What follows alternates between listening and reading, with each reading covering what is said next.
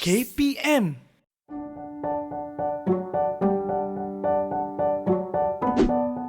Assalamualaikum dan selamat sejahtera. Saya Cikgu Azian akan bersama-sama murid pada sesi pembelajaran kali ini.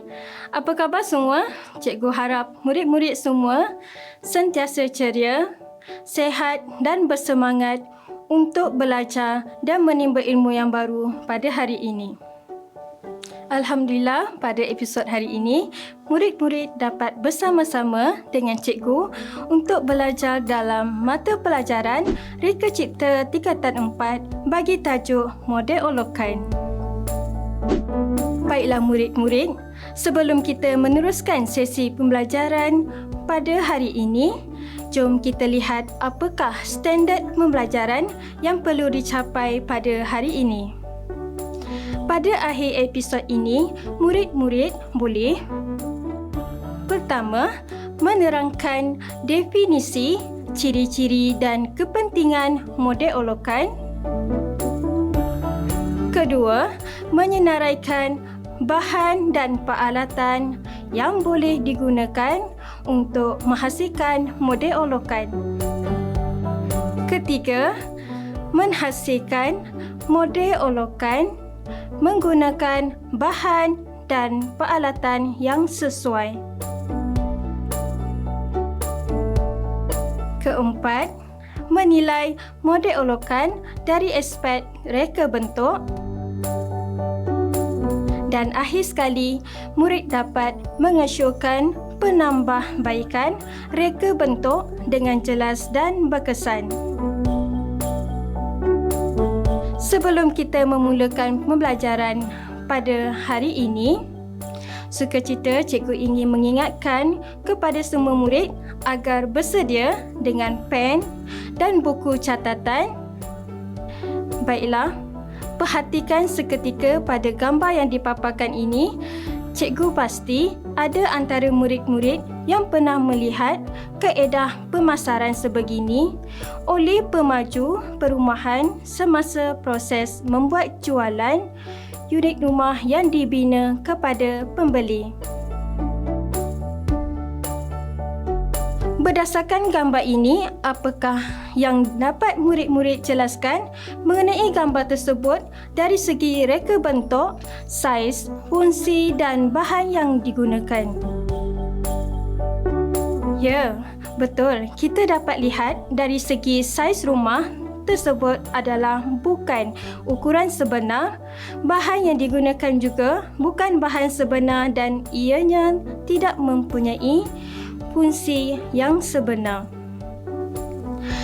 Rumah yang dipaparkan itu tadi merupakan sebuah model olokan atau dikenali juga dengan istilah mock-up. Sekarang, mari kita lihat dengan lebih terperinci apakah yang dimaksudkan model olokan atau mock-up. Definisi model olokan. Model olokan, mock-up, merupakan sebuah model yang tidak berasaskan skala.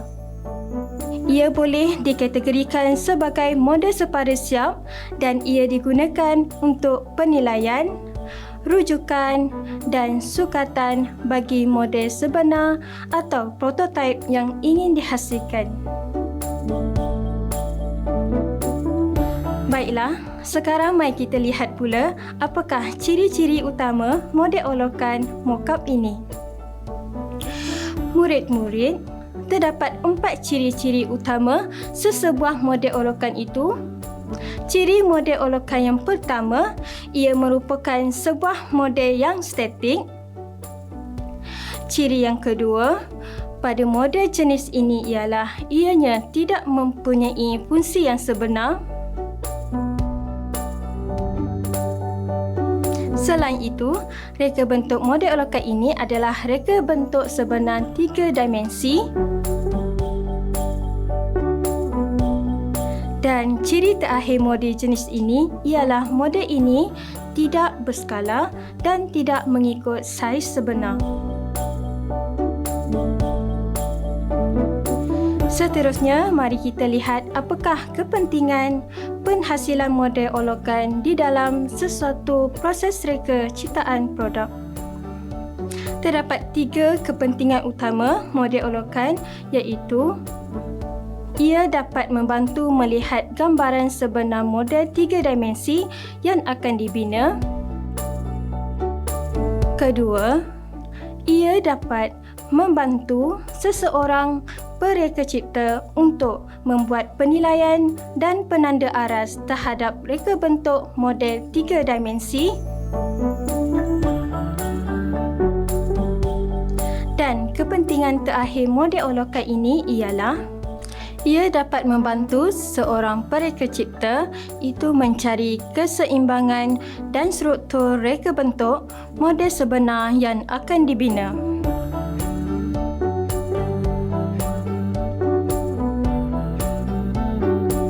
Sekarang, mari kita lihat jadual perbandingan berikut yang menunjukkan senarai perbandingan antara ciri model olokan, model dan prototipe. Yang pertama, dari segi penghasilan, model olokan dibuat sebelum model sebenar dibina, sementara model pula dibuat selepas model olokan dibina, dan prototipe pula dibuat selepas model dibina. Kedua, perbandingan dari segi ukuran, model olokan dibuat tidak mengikut ukuran atau skala sebenar berbanding model dan prototipe yang dibuat mengikut skala atau saiz sebenar. Perbandingan yang ketiga adalah dari segi penggunaan bahan. Model olokan dibina dengan menggunakan bukan bahan sebenar, manakala model pula tidak semestinya menggunakan bahan sebenar. Berbeza dengan prototipe yang dibina daripada bahan sebenar. Dan akhir sekali, jika dilihat dari segi perbandingan fungsi, model olokan tidak berfungsi jika dibandingkan dengan model yang mempunyai separa fungsi atau prototipe yang berfungsi sepenuhnya.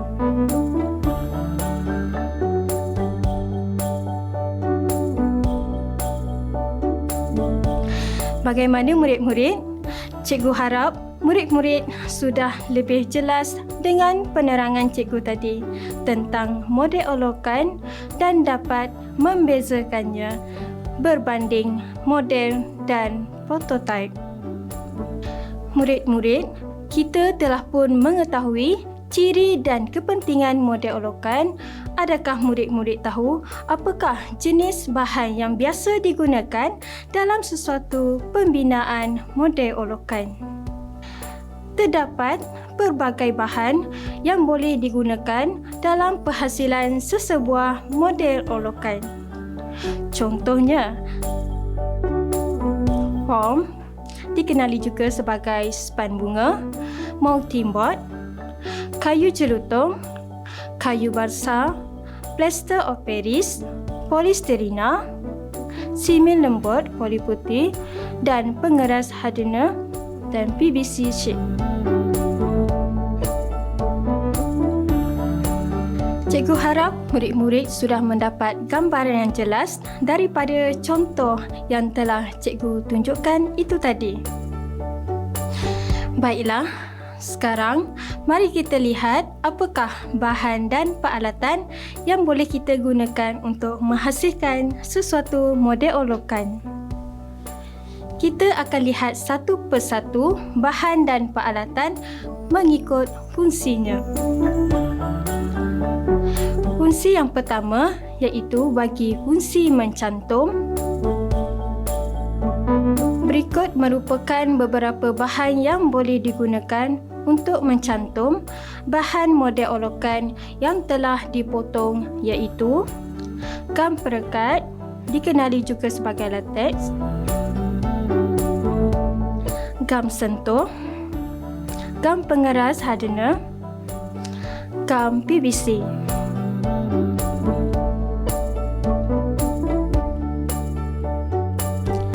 Apa pula bahan yang boleh kita gunakan untuk melakukan proses kemasan terhadap model olokan yang telah siap dibina. Untuk melakukan proses kemasan seperti mengecat atau mewarnakan model olokan yang telah dihasilkan, kita boleh menggunakan sama ada cat emulsi, water base, cat semburan atau aerosol, kertas pasir, masking tape.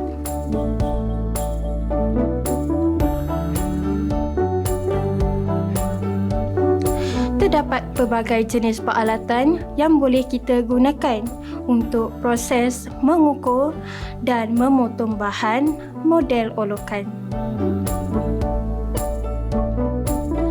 Berikut merupakan antara contoh peralatan yang boleh digunakan seperti pembaris keluli, anti cutter, gunting, gergaji tangan.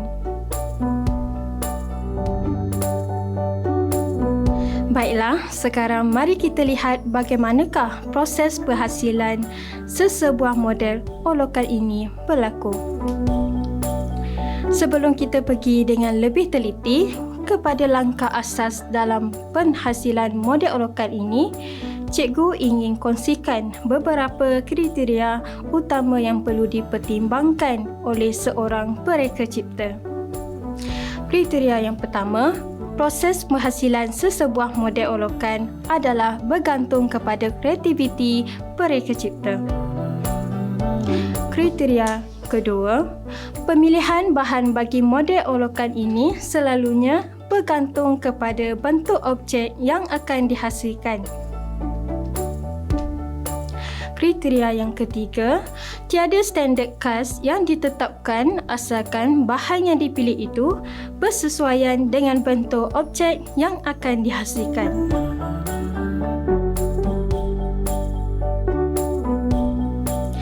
Kriteria seterusnya, kebiasaannya bagi objek yang berbentuk geometri atau bersegi adalah lebih mudah dihasilkan dengan menggunakan bahan seperti papan, model making board, mounting board, foam, kepingan PVC nipis, PVC sheet,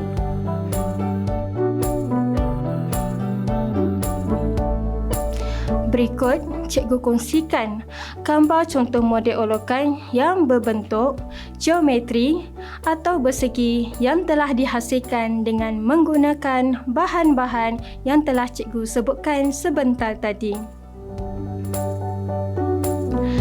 Seterusnya, bagi objek yang berbentuk organik pula adalah lebih mudah untuk dihasilkan jika kita menggunakan bahan seperti pohon hijau, blok polistirena, plaster of Paris dan kayu jelutong. Manakala kemasan ringkas boleh dikenakan terhadap objek tersebut dengan menggunakan cat emulsi. Bahan-bahan ini mudah dibentuk dan memberi kebebasan kepada pereka untuk mendapatkan bentuk yang diinginkan. Walau bagaimanapun, sekiranya objek yang akan dihasilkan mempunyai bentuk yang lebih sukar, pereka boleh menggabungkan penggunaan bahan bagi mendapatkan bentuk objek yang diinginkan. Mereka boleh menggabungkan penggunaan papan dan foam. Berikut cikgu kongsikan gambar contoh yang menunjukkan objek atau model olokan yang dihasilkan mempunyai bentuk yang lebih sukar dan menggabungkan penggunaan mounting board dan foam.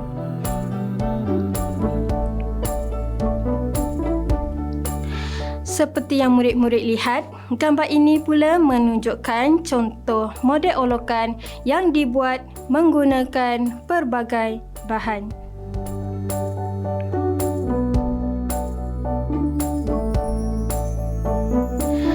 Seterusnya, mari kita lihat pula langkah-langkah asas dalam penghasilan model olokan yang perlu murid-murid ketahui. Langkah yang pertama, kita hendaklah mengenal pasti jenis bentuk objek yang akan dihasilkan. Langkah kedua, kita perlu memilih bahan yang bersesuaian dengan model olokan yang ingin dibina. Yang ketiga, kita hendaklah menetapkan saiz objek yang akan digunakan. Keempat, proses memotong bahan mengikut saiz yang telah ditetapkan dan memulakan proses membentuk model olokan. Langkah yang kelima, kita hendaklah kenal pasti cara penyambungan terbaik yang bersesuaian bagi bahagian yang telah dipotong. Contohnya, sama ada dengan menggunakan gam, dawai atau lidi, pita ataupun skru. Dan langkah yang terakhir dalam penghasilan model olokan ini ialah mengaplikasikan teknik kemasan pada model. Kita akan memikirkan teknik kemasan pada model olokan jika perlu. Contoh bahan yang boleh digunakan untuk menghasilkan kemasan terhadap model yang telah dibina iaitu cat emulsi, cat penyembur atau shellac. Mari kita lihat kesemua langkah yang telah cikgu sebutkan sebentar tadi dalam bentuk gambar agar murid-murid dapat memahami dengan lebih jelas. Contoh penghasilan model olokan. Langkah pertama, lakarkan lukisan pembinaan projek model olokan.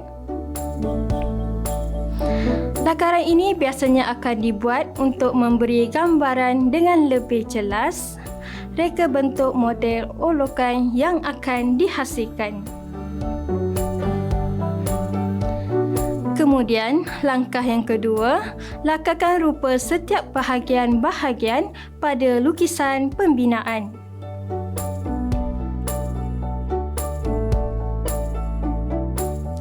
Langkah yang ketiga, potong setiap rupa bahagian lukisan pembinaan dengan menggunakan anti-cutter.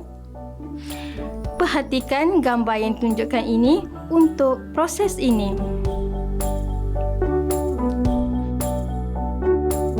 Seterusnya, langkah yang keempat, proses mencantum kesemua bahagian-bahagian yang telah dipotong. Gamkan bahagian-bahagian pembinaan model olokan ini berdasarkan lukisan pembinaan.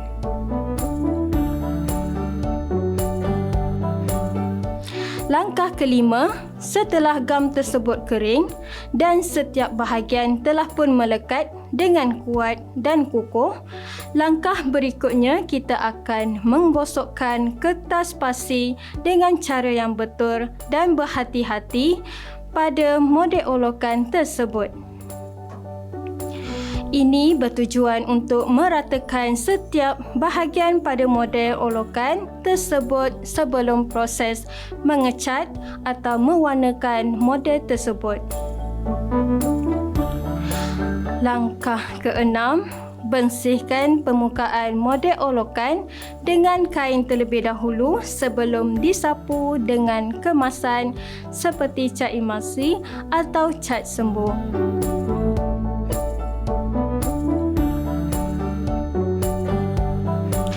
Berikut merupakan gambar yang menunjukkan contoh model olokan yang telah pun siap dibina.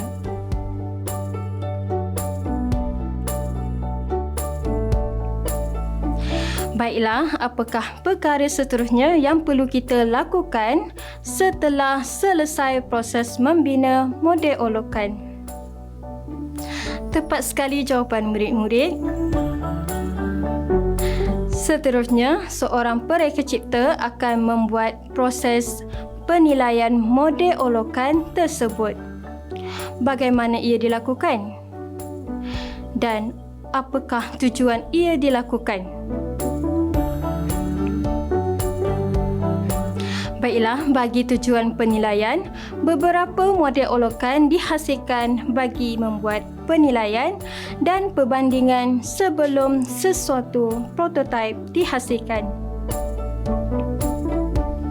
Penilaian model olokan akan dibuat dari segi keseimbangan reka bentuk, struktur reka bentuk, kesesuaian bahan untuk produk sebenar, keselamatan penggunaan.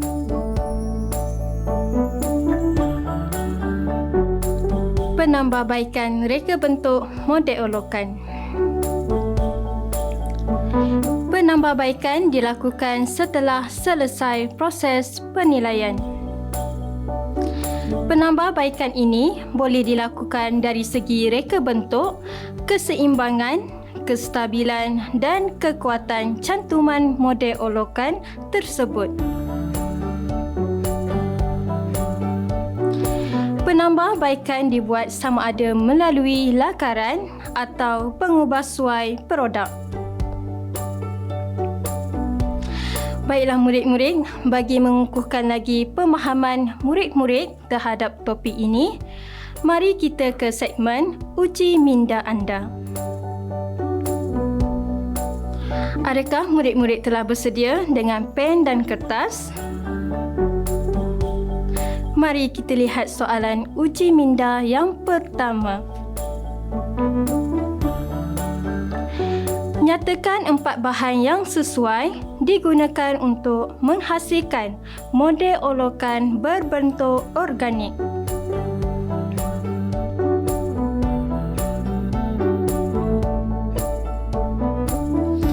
Bagaimana murid-murid? Sudah dapat jawapannya? Betul. Jawapannya ialah foam hijau, blok polisterina, plaster of Paris, kayu jelutung.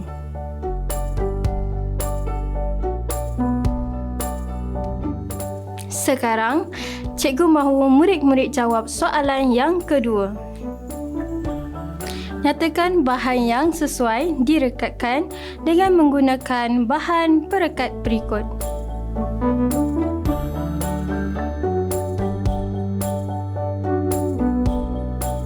Sudah dapat jawapannya? Jom kita semak. A. Kayu, B. Pipe PVC, C. Cardboard.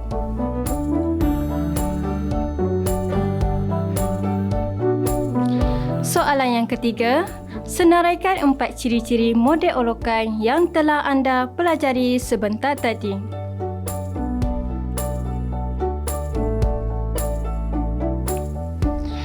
Mari kita lihat jawapannya.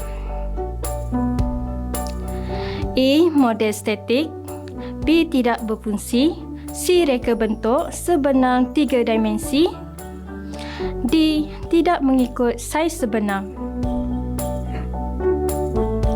Dan soalan yang terakhir, soalan yang keempat. Perhatikan gambar ini, sebuah model olokan berbentuk rumah. Sekarang, cikgu nak murid-murid cuba senaraikan 4 bahan yang sesuai digunakan untuk membuat model rumah tersebut.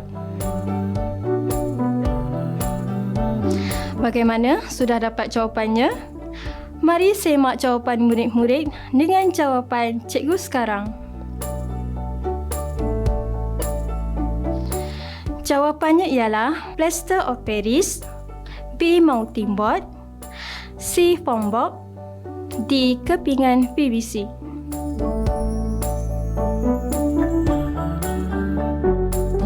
Dengan perkongsian ini, cikgu harap murid-murid telah memahami standard pembelajaran yang telah cikgu nyatakan di awal rancangan tadi, iaitu boleh menerangkan definisi, ciri-ciri dan kepentingan model olokan, menyenaraikan bahan dan peralatan yang sesuai untuk menghasilkan model olokan, menilai model olokan dari aspek reka bentuk. Akhir sekali, murid dapat mengesyorkan penambahbaikan reka bentuk dengan jelas dan berkesan.